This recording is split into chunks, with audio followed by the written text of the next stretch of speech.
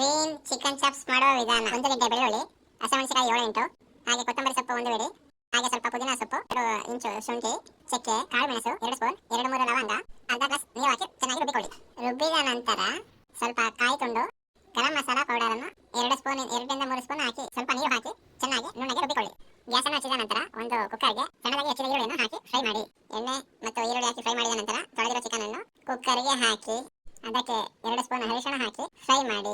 ನಂತರ ರುಚಿಗೆ ತಕ್ಕಷ್ಟು ಉಪ್ಪನ್ನು ಹಾಕಿ 5 ನಿಮಿಷ ಬೇಯಲು ಬಿಡಿ.